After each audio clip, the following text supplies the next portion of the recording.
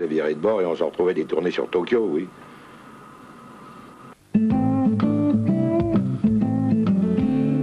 Le meilleur moyen pour découvrir une ville, c'est encore de s'y perdre, se fondre dans Rio et sa foule trépidante. Cheminer dans Istanbul, au hasard des ruelles. Traverser le Golden Gate à San Francisco. Avec la superbe collection vidéo des plus belles villes du monde, faites chez vous le tour de la planète. Oui, les villes d'une beauté inégalée ont une âme. Cette semaine, achetez New York en vidéo. Le numéro 1 de la collection avec son guide pour 19 francs seulement. Bon voyage.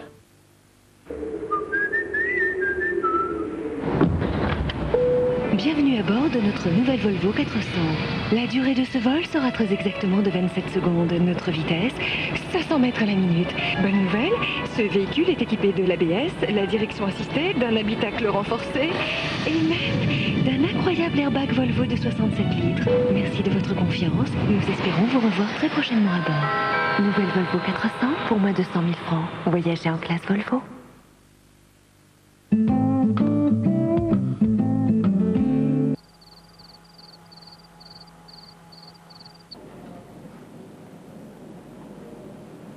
Air Italia 312, calling Tangiers Control.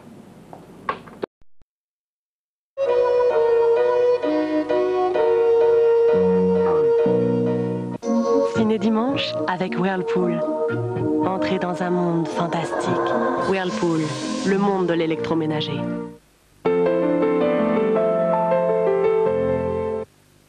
Vous êtes seul?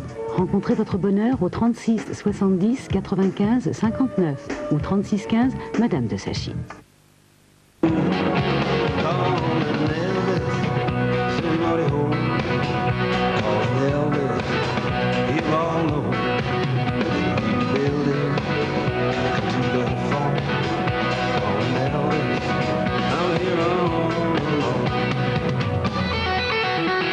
C'est sur la route, au fil du temps et des kilomètres, que certains achats prennent toute leur valeur. Peugeot 405, à partir de 87 800 francs. L'administration.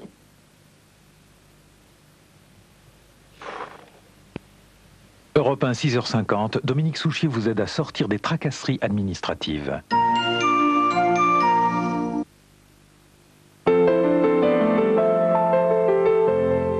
Attends-toi une super surprise. Tu n'es pas toi, tu es moi. Si je ne suis pas moi, qui je suis, bordel? Bientôt sur TF1. L'antenne dans 30 secondes. 2, 1, générique. Lundi, Christian Clavier est l'invité d'honneur de Star 90. Ça me touche beaucoup. Je suis très ému ce soir. Le videz ballon, vous. Les jacouilles la fripouille dans les célèbres visiteurs. C'est un peu crispant comme son au départ, mais après on s'y habitue. Et présentateur du journal télévisé dans son nouveau film La vengeance d'une blonde. Il y a des millions de personnes qui me regardent tous les soirs. Autour de lui, Marianne Chazelle, Clémentine Sélarié, L'humour des femmes. Pierre Palmade, Michel Sardou à Bercy. Allez, c'est parti les enfants. Powo. Ils sont admirables. Elton John, Danny Briand, la troupe de chez Michaud. Bouillantissime. Et oui, c'est Thierry Lhermitte. Michel Drucker reçoit Christian Clavier dans Star 90, lundi 20h50 sur TF1.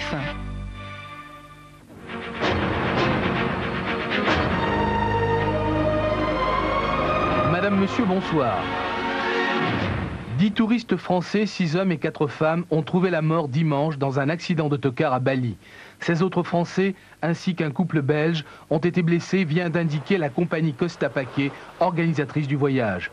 Selon les dernières informations qui nous sont parvenues, l'accident s'est produit sur une route rendue impraticable par des pluies diluviennes. Une cellule de crise a été constituée à Paris et une ligne ouverte aux familles, le 49 24 42 00.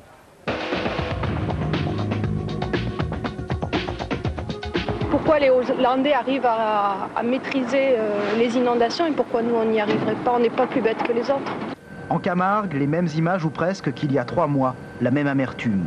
À l'époque, 13 000 hectares avaient déjà été noyés par les inondations. À l'origine, toujours le même phénomène, de fortes crues qui provoquent des brèches dans les digues. Ce soir, c'est celle du mât de l'Oricet, longue de 80 mètres, qui donne le plus d'inquiétude au secours.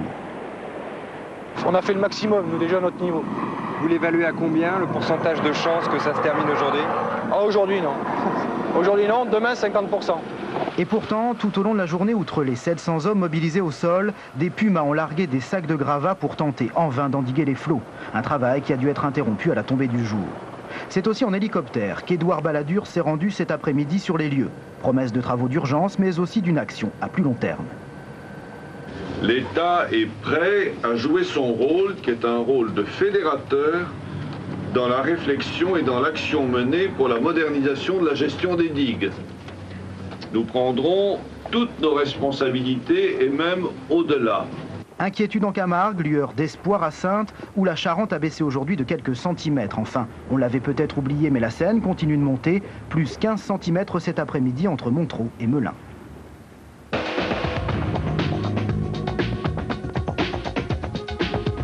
La querelle scolaire de nouveau sur le devant de la scène. Selon un sondage CSA Le Parisien à paraître lundi, 40% des Français n'approuvent pas la révision de la loi Fallou. Le ministre de l'Éducation a tenté aujourd'hui une nouvelle fois de se justifier et d'apaiser, selon ses propres termes, un charivari disproportionné par rapport à la réalité des faits. Michel Rocard a dit qu'à Conflans-Sainte-Honorine, lui, il aidait l'école privée.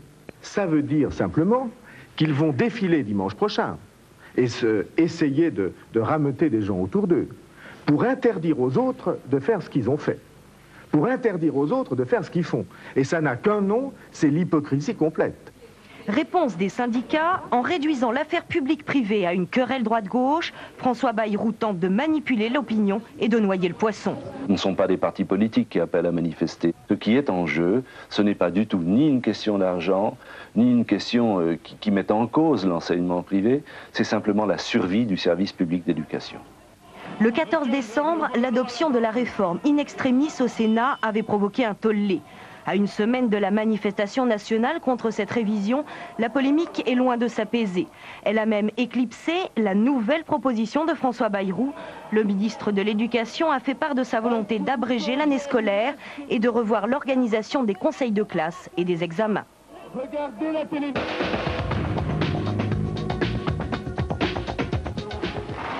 Bill Clinton à Bruxelles, c'est son premier voyage en Europe depuis son élection. Le président américain doit participer lundi et mardi au sommet de l'OTAN consacré au rapport avec les pays de l'Est et au conflit dans l'ex-Yougoslavie.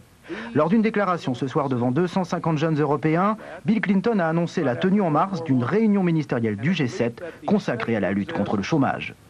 La trêve de fin d'année n'aura pas duré en Algérie. La violence politique a fait 11 nouveaux morts ces derniers jours. 7 civils assassinés à l'arme blanche par des groupes armés, 4 islamistes abattus par les forces de l'ordre. Aujourd'hui encore, 3 employés de la radio algérienne ont été blessés dans un attentat et une femme de 47 ans tuée par balle. Les forces de sécurité ont repris leur opération de ratissage dans les fiefs du Fils. Les entretiens entre le président bosniaque Izetbegovic et son homologue croate Tudjman ont pu débuter ce soir à Bonn. Objectif, obtenir notamment un cessez-le-feu en Bosnie centrale et régler le sort de la ville de Mostar. Ces pourparlers bilatéraux initialement prévus samedi avaient dû être retardés de plus de 24 heures en raison de bombardements intensifs sur l'aéroport de Sarajevo. Le président bosniaque n'a finalement réussi à quitter la ville qu'en début d'après-midi à l'occasion d'une accalmie des combats. Ils étaient 80 000 ce matin dans les rues de Berlin. Un défilé silencieux à la mémoire des 2 socialistes, Rosa Luxembourg et Karl Liebknecht, arrêtés et assassinés par la police allemande lors de l'insurrection spartakiste le 15 janvier 1919. Aujourd'hui, 75 ans plus tard, c'est à l'appel du Parti social-démocrate et de diverses associations pacifistes que les manifestants ont déposé des fleurs sur la tombe des 2 révolutionnaires.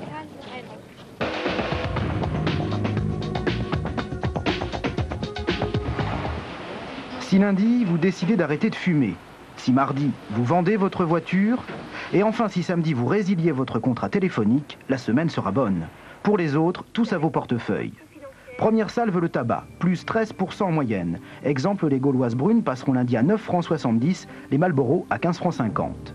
Mardi, c'est l'essence qui grimpera en flèche, plus 14 centimes pour le litre de super sans plomb, plus 10 centimes pour le gasoil et le super normal. Enfin, samedi, fin de semaine en beauté avec l'augmentation du téléphone, en l'occurrence des communications locales. Pour 73 centimes, vous ne pourrez plus parler que 3 minutes au lieu de 6 actuellement. Plusieurs milliers de personnes se sont rassemblées à La Havane malgré l'absence de Fidel Castro pour célébrer le 35e anniversaire de son accession au pouvoir. Tension entre l'Église catholique et les autorités mexicaines suite à des accusations du gouvernement impliquant certains religieux dans le soulèvement zapatiste. C'est demain que sortira dans les kiosques et pour 3 francs le premier numéro du nouveau quotidien Info Matin. Une quinquagénaire a remporté un jackpot de 8 millions de francs au casino de Divonne-les-Bains, un record du genre. Les 14 équipages de la White Bread ont repris la mer pour la course autour du monde. Éric Tabary est aux commandes du maxi français La Poste. En remportant le slalom d'Altenmark, la Suissesse Vreni Schneider s'est offert son 47e trophée en Coupe du Monde de ski alpin. La Française Béatrice Filiol réalise une belle performance en se hissant à la 3e place du podium.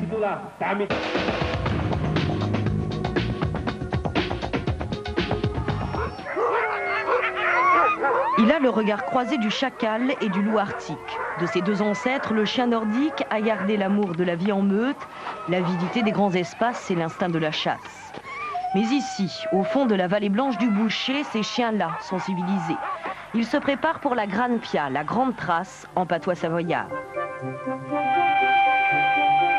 Au total, une centaine d'attelages, les meilleurs d'Europe, ont participé à la 3e édition de l'épreuve du Grand Bornand. Un avant-goût des espaces sibériens, les premiers sélectionnés, hommes et chiens, s'élanceront le 13 mars prochain dans la Transbaïkal. Ce jour-là, les plus grands attelages du monde seront au rendez-vous. En attendant, bonsoir et excellente nuit à tous.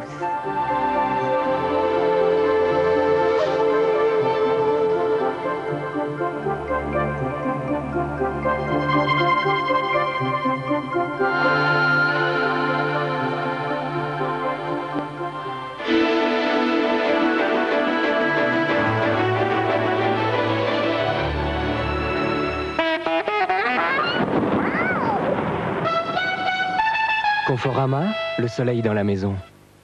Amis, bonsoir. Sur le front des intempéries, il va falloir passer la semaine, qui sera encore agitée, nous dit Météo France, mais sans doute moins que ces dernières semaines. Un petit bémol cependant, c'est cette perturbation qui, en passant en Méditerranée demain, pourrait s'humidifier et donner sur le quart sud-est encore des précipitations abondantes. J'y reviendrai dans quelques instants. Ensuite, nous aurons ces nuages-ci, un peu plus frais, et ce front-là qui ondulera sur toute l'Europe pratiquement jusqu'à vendredi. Voici les prévisions de Météo France pour les 5 jours à venir. On commence par le nord. Demain, c'est de la petite pluie. Mardi, alternance d'éclaircies, de passages nuageux avec de petites averses. Mercredi, encore de la pluie, mais elle sera modérée, voire faible. Jeudi, on en aura de moins en moins. Et vendredi, que quelques averses. Quant aux températures, elles seront étales toute la semaine entre 8 et 9 degrés, comme vous le voyez.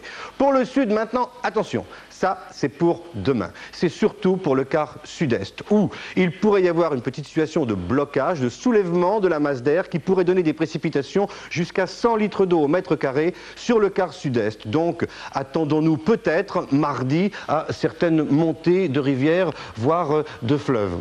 On verra bien. Mardi, alternance d'éclaircies, de passages nuageux et d'averses. On ne sera pas encore sorti de cette histoire-là. Mercredi, ça ira mieux sur l'extrême sud, mais il y aura un peu de pluie sur le nord de la zone, parce que sur la moitié nord du pays, il y aura la pluie qui va passer. Jeudi, attention au brouillard, mais en principe, il ne devrait plus pleuvoir. C'est pareil pour vendredi, sauf sur l'extrême nord de la zone, à cause de la moitié nord. Quant aux températures, comme pour le nord de la Loire, elles seront pratiquement étales toute la semaine, avec une petite faiblesse toute relative mardi à 9 degrés, sinon c'est entre 11 et 12. Vous retrouverez demain Evelyne Delia, je vous souhaite une bonne nuit. Conforama, le soleil dans la maison.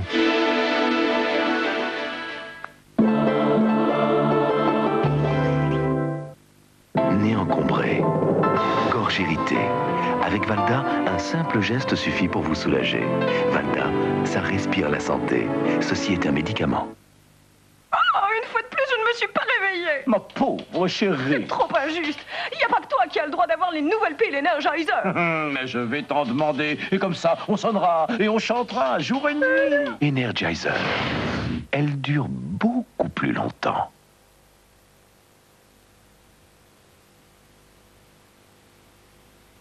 Beaucoup plus longtemps. Rencontrez l'homme ou la femme de votre vie sur le 3615 Un Amour ou par téléphone au 36 68 18 35. 36 68 18 35.